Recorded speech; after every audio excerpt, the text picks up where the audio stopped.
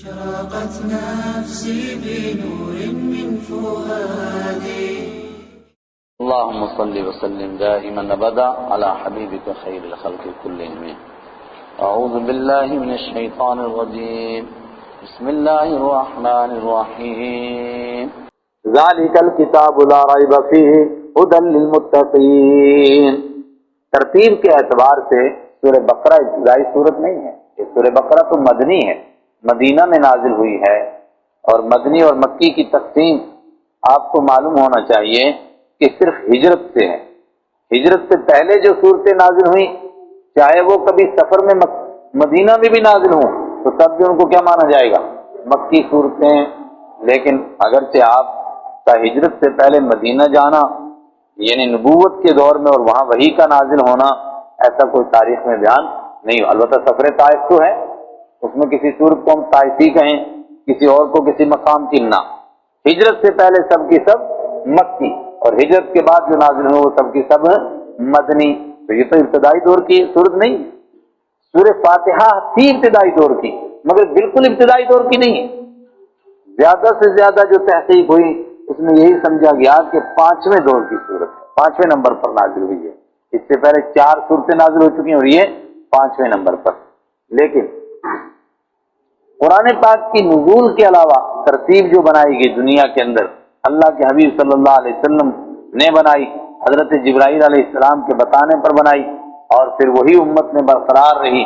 یہ ترتیب بھی معتبر. اس ترتیب میں سب سے پہلے سورہ فاتحہ ہے. یہ ترتیب کیوں بدل؟ اور سورہ فاتحہ اور سورہ فاتحہ کے بعد سورہ بقرہ. ترتیب کیوں بدلتی ہے؟ ہمارے استاد نے ایک بات طریقے سے سمجھایا تھا، مجھے ابھی تک وہ یاد ہے. آج آپ کے ہاں ویسا ہو رہا ہے اس لیے آپ کو سمجھ میں آئے گا.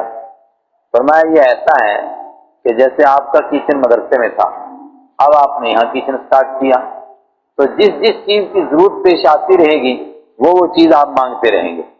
پتیلا لاؤ بھائی، سب سے پہلے اسی کی ضرورت ہے. کرچھا لاؤ، پتیلے کا ڈھکن لاؤ، اب بڑی والی ٹرے لے آؤ، تگاری لے آؤ. جس جس کی چیز ضرورت پیش آتی رہے گی وہ مانگتے رہیں گے.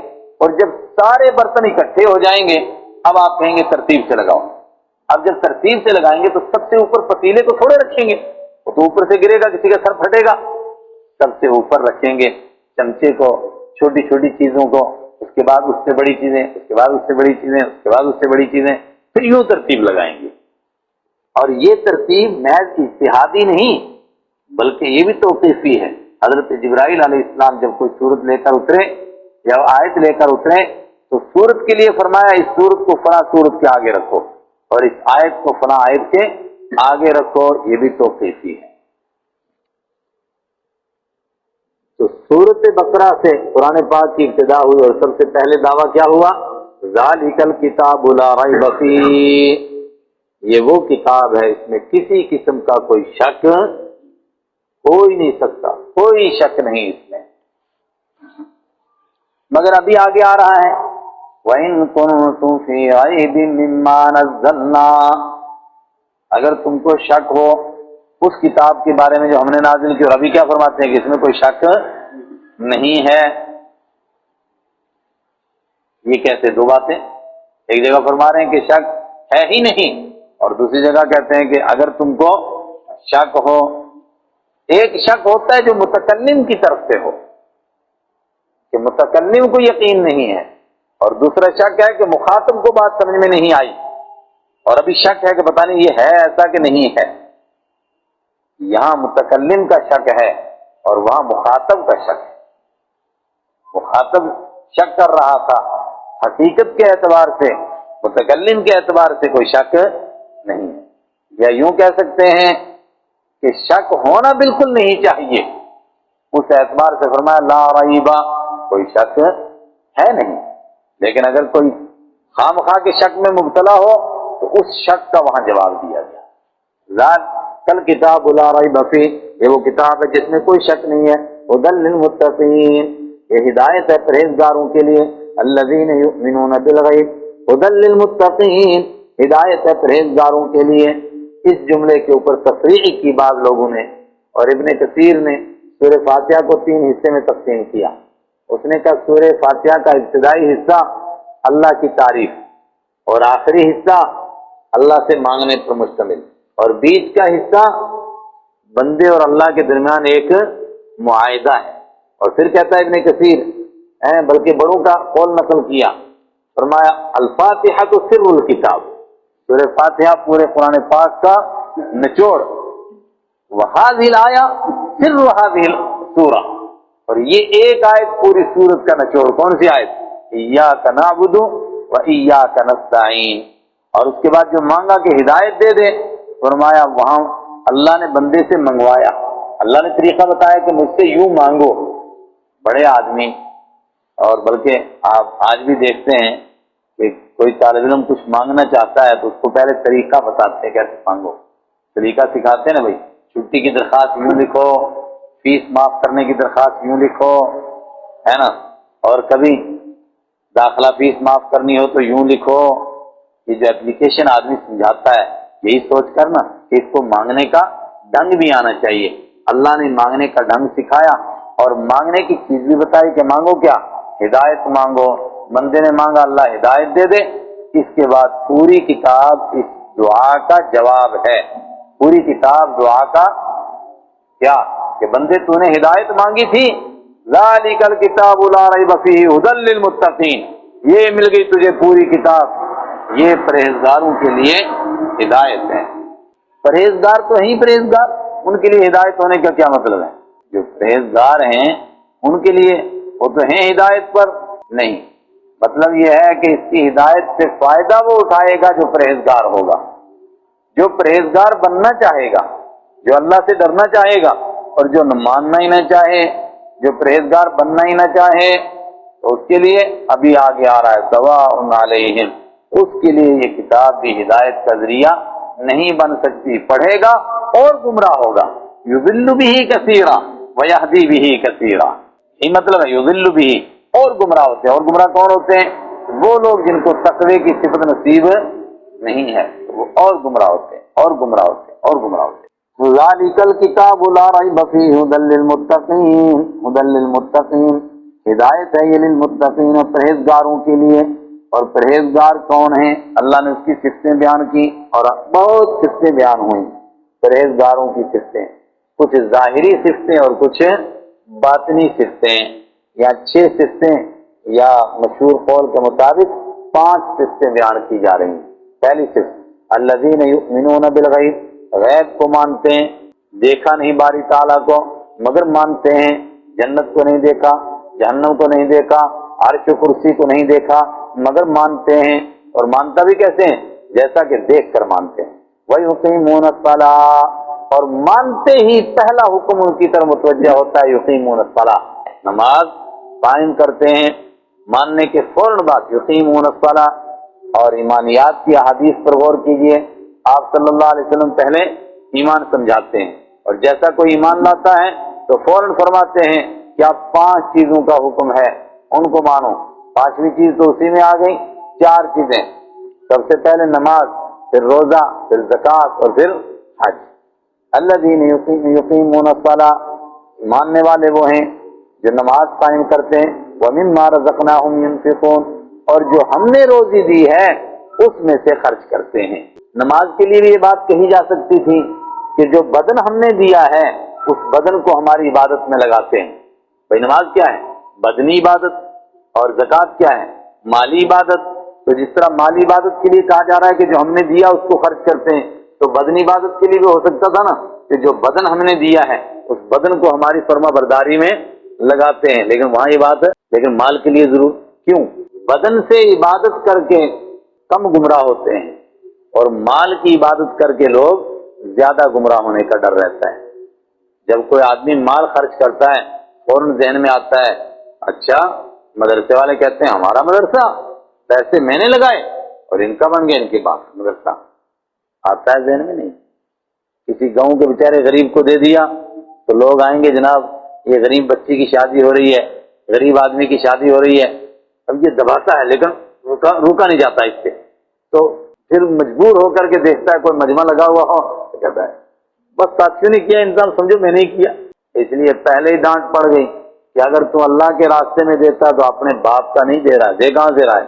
ہمارے دیے ہوئے میں سے دے رہا ہے. اسے میں نے کہا مانگ میں ٹوڑا گیا لمحہ اور مانگ کے اللہ نے دیا تو دے رہا ہے, پھر تو کون سا اپنے باپ کا دے رہا ہے.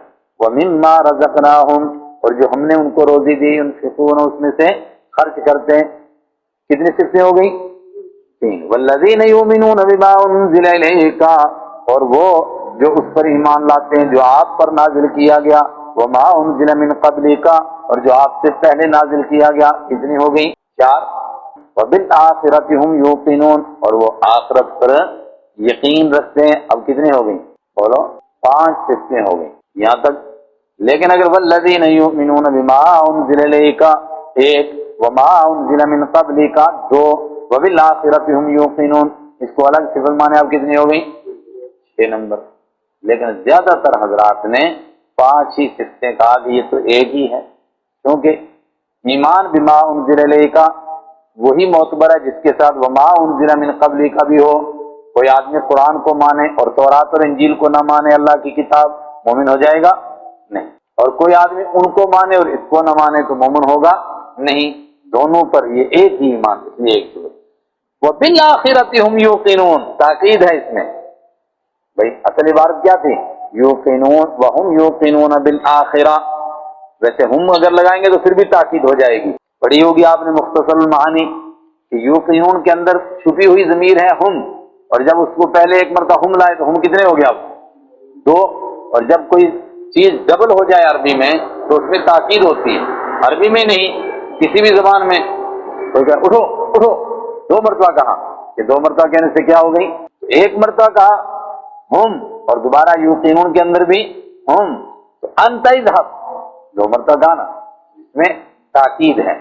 لیکن اس کے اوپر جب بالآخرۃ کو اور مقدم کیا تو اس میں مزید تاکید, جو بعد میں آنا چاہیے تھا حرف جر وہ پہلے آیا. تو اب ترجمہ کیا نکلا؟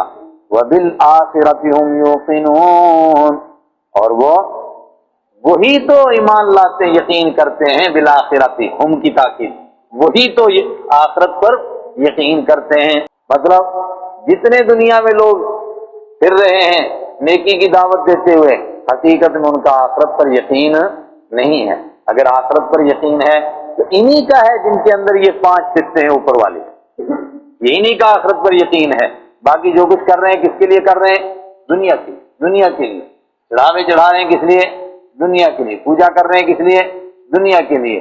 اور میں بہت دفعہ کہتا ہوں, آگے بھی آئے گا, آپ کسی مندر کے باہر بیٹھ جائیے, گرودوارے کے باہر بیٹھ جائیے, درگاہ کے باہر بیٹھ جائیے, اگر 1,00,000 لوگ وہاں جائیں گے اس میں سے آپ کو 1-2 ملیں گے جو صرف آخرت کے لیے آئے ہوں, ورنہ باقی سب کے سب کس کے لیے آئے ہوں گے؟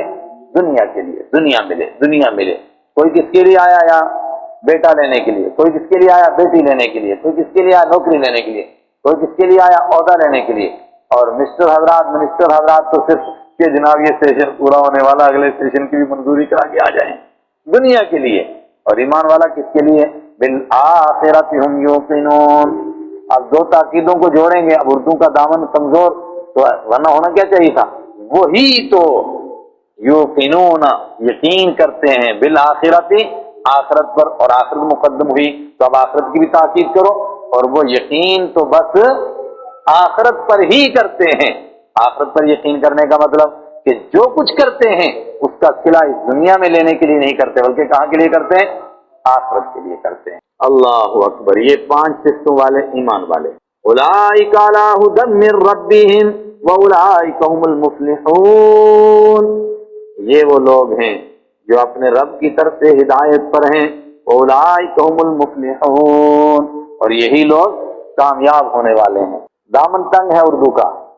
عربی میں الفوز, اس کے معنی بھی اردو والے کیا کہیں گے؟ کامیابی. اور کتنے الفاظ ہیں اس کے سب کا ترجمہ کامیابی. لیکن فلاح اور خاص طور سے افلح یفلح جب باب افعال سے آئے, اس کے معنی یہ کامیابی نہیں. اس کے معنی کون سی کامیابی؟ ایسی کامیابی جس کے بعد کبھی ناکامی, اور وہ ایمان والے کو ہی نصیب ہوتی ہے. بے ایمان اس سال کامیاب ہو گیا دھاندلی شاندلی کر کے, اگلے الیکشن میں دھم سے گرا, یہ کون سی کامیابی ہوئی بھائی؟ ابھی صدر مملکت بنا, ابھی سڑکوں کے اوپر دھکے کھا رہا ہے, یہ کوئی کامیابی ایمان والے کی ہے کہ دنیا میں بھی کامیاب ہے اور مر کر بھی کامیاب ہے. اور زندگی کے جس شعبے میں رہے اس میں کامیاب۔ اولئک علی ھدی من ربہم، یہی لوگ اپنے رب کی طرف سے ہدایت پر ہیں۔ مانگا جا رہا نا اہدنا، ہدایت سے، اور جواب ملا کہ یہ کتاب ہدایت کا ذریعہ ہے، اور جن کے اندر 5 صفتیں ہو جائیں، اولئک علی ھدی من ربہم، یہ اپنے رب کی طرف سے ہدایت پر ہیں، واولئک هم المفلحون، اور یہی کامیاب ہونے والے ہیں۔ کامیاب، اب اور کوئی لفظ ہمارے پاس ہے ہی نہیں، ورنہ ویسے بعض لوگوں نے اس لیے ترجمہ کیا یہی لوگ فلاح پانے والے ہیں۔ جب معلوم ہو گیا کہ کامیابی سے مراد ایسی کامیابی جس کے بعد ناکامی نہ ہو، اور اس کے لیے اردو میں کوئی لفظ نہیں، تو اس لیے پھر ترجمہ کیا کرتے ہیں کہ یہی لوگ فلاح پانے والے ہیں۔ وہاں سے وہ اٹھا لیجیے مسلح اٹھ چلیے، نیچے کیوں بیٹھے؟ ہاں، آیتیں کتنی ہوئی اور کریں نا، آیتیں کتنی؟ 5، اور ایمان والوں کی صفتیں بھی کتنی؟ 5۔ کیا کمال ہے جو قرآن پاک کا، آیتیں بھی 5 اور صفتیں بھی 5، ایسے ترتیب، ایسے جوڑ۔ پہلے بندہ مانتا ہے اور اس کے بعد کرتا ہے، تو آدھی صورت ماننے والی اور آدھی صورت کرنے کے لیے، کیسا جوڑ۔ اور ابھی میں نے عرض کیا نا کہ پہلی صورت کے اندر یہودیوں کا بیان اور دوسری صورت کے اندر عیسائیوں کا بیان، غیر المغضوب علیہم پہلے، ولا الضالین بعد میں، آگے تشریح میں بھی یہودی پہلے اور عیسائی بعد میں۔ کیا جوڑ ہے؟ کوئی کر سکتا ہے ان چیزوں کی رعایت؟ ہے انسان کی؟ ہاں، ساری دنیا کے انسانوں کا دماغ اکٹھا کیا جائے تو قرآن پاک تو کہتا ہے ایک صورت نہیں بنا سکتا، ویسے میں تو کہتا تھا کہ آیت بھی نہیں بنا سکتا، فلیاتوا بحدیث مثلہ کی بنیاد پر، مگر ہمارے بڑے مفتی مظفر صاحب نے مجھے ٹوک دیا، کہنے لگے کہ آیت کے لیے اتنی معتبر روایتیں نہیں ہیں، اس لیے صورت ہی رکھیے گا۔ تو صورت بھی تو انا اعطیناک الکوثر کتنی آیتیں ہیں؟ 3 آیتیں ہیں، یہ 3 آیتیں نہیں بنا سکتا ہے کوئی، ساری دنیا، کوئی کیا ساری دنیا کے قل ان اجتمعت الانس والجن، انسان بھی جڑے اور جن بھی جڑے، اور ایک تیسرے، کون سے؟ تیسرے کون سے؟ شہداءکم، تمہارے مددگار، حاجت روا، مشکل کشا۔ اب وہ کتنے؟ 4، ملائکہ بھی اور کواکب بھی اور جن بھی اور العباد الصالحین گزشتہ بھی، ان سب کو اکٹھا کر لو، سب مل کر کے اس کا مقابلہ نہیں کر سکتے۔ ان الذین کفروا سواء علیہم، آئے ہائے اتنی بلند و بالا کتاب، لیکن کیا سب کو ہدایت ملے گی؟ فرمایا نہ، ہدایت کس کو ملے گی؟ جس کو طلب ہوگی۔ ہدایت کس کو ملے گی؟ جس کو طلب ہوگی۔ دیکھیے اللہ کے حبیب صلی اللہ علیہ وسلم بہت زیادہ اگر کسی کی ہدایت کے لیے تڑپے، سب سے زیادہ تڑپے، کس کے لیے تڑپے؟ ابو طالب کے لیے، مگر ابو طالب کو ہدایت نصیب نہیں ہوئی۔ کیوں نہیں ہوئی ہدایت نصیب؟ اس لیے کہ ابو طالب کے اندر طلب نہیں تھی، اس لیے ہدایت نہیں نصیب ہوئی۔ آپ نے وہ آیت پڑھی نا، انک لا تہدی من احببت ولکن اللہ یہدی من یشاء، اس کے آگے ہے نا آیت کیا؟ واللہ اعلم بالمہتدین، آپ جس کو چاہیں اس کو ہدایت نہیں دے سکتے، اللہ جس کو چاہے اس کو ہدایت دے گا۔ کیوں؟ دیکھیے پہلے دعویٰ، آگے دلیل، واللہ اعلم بالمہتدین، اس لیے کہ ہدایت کے طلبگاروں کو اللہ جانتا ہے۔ ہدایت اس کو ملتی ہے جو ہدایت کو طلب کرتا ہے، اور ہدایت کی طلب کس کے اندر ہے یہ اللہ جانتا ہے۔ واللہ اعلم، اللہ ہی جانتا ہے۔ جب اللہ ہی جانتا ہے تو آپ روزانہ ملاقاتیں کرو نا، سارے جو ملاقاتیں کرنے کے لیے، لیکن جب طلب اس کے اندر نہیں اور آپ کو معلوم نہیں کہ طلب ہے یا نہیں، تو آپ ملاقاتیں کرتے ہو، ہم تو چھوڑ نہیں سکتے، اس لیے کہ ہمیں تو معلوم نہیں کہ طلب ہے یا نہیں، ہم تو کرتے ہی رہیں گے، مگر نصیب اس کو ہوگی جس کے اندر طلب ہوگی۔ ہے تو ہدایت والی کتاب، لیکن جس میں طلب نہ ہو اور جو طے کر لے کہ میں نہیں مانوں گا، ان الذین کفروا، بے شک وہ لوگ جنہوں نے کفر کیا، بے شک وہ لوگ جنہوں نے کفر کیا۔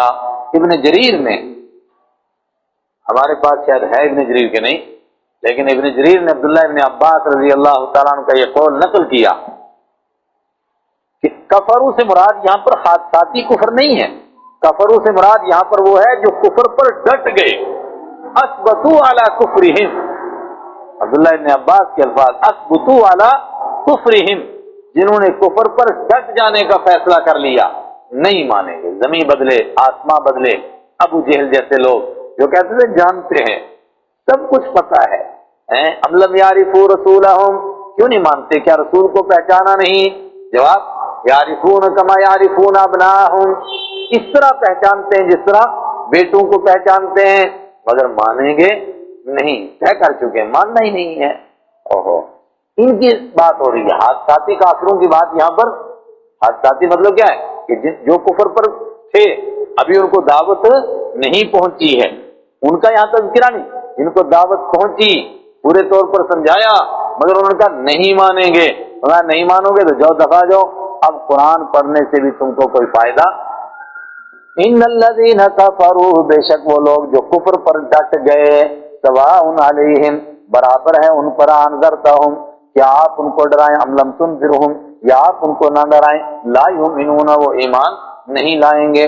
قرآن تو سامنے آ گیا، یعنی میرا قرآن ہو اور آپ کی زبان ہو، مگر جو ڈٹ گئے ان کو ہدایت نصیب نہیں ہوگی. کیوں نہیں ہوگی؟ ختم اللہ علی قلوبہم، اس لیے کہ بات دور نکل گئی، وہاں پہنچے جہاں واپسی کے راستے بند ہو گئے. ہائے ہائے، اوفو، ختم اللہ علی قلوبہم، اللہ نے ان کے دلوں کے اوپر مہر لگا دی. تو فوراً شیطان ذہن میں ڈالے گا نا کہ اچھا مہر کس نے لگائی؟ کس نے لگائی؟ اللہ نے. اور جب مہر لگا دی اللہ نے، اب بیچارہ نہیں مانتا تو اس کا کیا قصور ہے؟ نعوذ باللہ، قصور کس کا ہوا؟ اب کس کا ہوا؟ اللہ کا. لیکن اللہ کا قصور سب سے پہلے کس نے نکالا تھا؟ شیطان نے.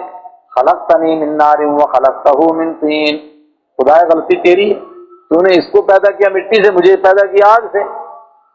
تیری غلطی ہے. اگر مجھے پیدا کرتا مٹی سے، اس کو پیدا کرتا آگ سے، میں اس کو سجدہ کرتا. پھر اب بتا غلطی میری یا تیری؟ استغفر اللہ، الیاذ باللہ. اللہ کی غلطی سب سے پہلے کون نکالتا ہے؟ شیطان. اسی لیے کہا اعوذ باللہ من الشیطان الرجیم. اللہ نے مہر لگائی، مگر کب لگائی؟ جب سارے راستے بند ہو گئے اور وہاں پہنچا جہاں واپسی کے راستے نہیں رہے. یہ اسی طرح ہے، ایک شفیق اور مہربان ماں، باپ بھی نہیں، ماں بہت سمجھاتی ہے، بہت سمجھاتی ہے، لیکن ذلیل اور نافرمان بیٹا جب ہر جگہ اس کے لیے رسوائیوں کا باعث بنتا ہے، آخر وہ اس کو کہہ دیتی ہے دفع ہو جا، اب تیرے لیے یہ گھر نہیں، نکل جا میرے گھر سے. ختم اللہ، اللہ نے مہر لگا دی ان کے دلوں پر. علی قلوبہم وعلی سم، اور ختم سے مراد، مہر سے مراد کون سی مہر؟ جی مہر سے مراد وہ اسٹیمپ نہیں، مہر سے مراد سیل. جیسے وہ سیل بند کرتے ہیں نا اور اوپر سے سیل لگا دیتے ہیں، وہ ٹوٹتے نہیں، لاک کہتے بھی، اس کو لاک بھی کہتے ہیں. ویسے ہی بند کر دیا، اندر کچھ ہدایت جا نہیں سکتی ہے. وعلی سمعہم، اور ان کے کانوں پر، وعلی ابصارہم غشاوۃ، اور ان کی آنکھوں کے اوپر پردہ ہے. وعلی ابصارہم غشاوۃ، ان کی آنکھوں پر پردہ ہے، آنکھیں مگر دکھائی نہیں دیتا. وَلَهُمْ عَذَابٌ عَظِيمٌ، ان کے لیے بڑا عذاب، اس لیے کہ کام بھی انہوں نے بڑا کیا. مگر یہ کٹر قسم کے کافر ہیں، تاہم چج کے کافر ہیں، چج کے کافر ہیں. اسی لیے جہنم کے نیچے کے طبقے میں یہ نہیں ہوں گے. جہنم کے نیچے کے طبقے میں دوسرا طبقہ ہے، یہ اس نیچے کے اوپر کے طبقے میں ہے. کیوں؟ لیکن کفر کیا ڈٹ گئے، منہ پر بات کی. ان سے زیادہ خطرناک وہ ہیں کہ جو گنگا گئے گنگا رام، جمنا گئے جمنا داس، آپ کے ساتھ ملے آپ کے ساتھ ہی، اور کیا کہیں گئے، اور آدمی سمجھ ہی نہیں پاتا کمبخت ہیں کیا، یہ بھلا کیا ہیں. یہ زیادہ خطرناک، اس لیے ان کا تذکرہ بھی تفصیلی. میں نے کہا کتنے کتنی ان کی آئیں گی؟ 10، اور مثالیں کتنی؟ 2، چونکہ مثالوں سے بات سمجھ میں آئے گی. إلى ما رددت يا رب العباد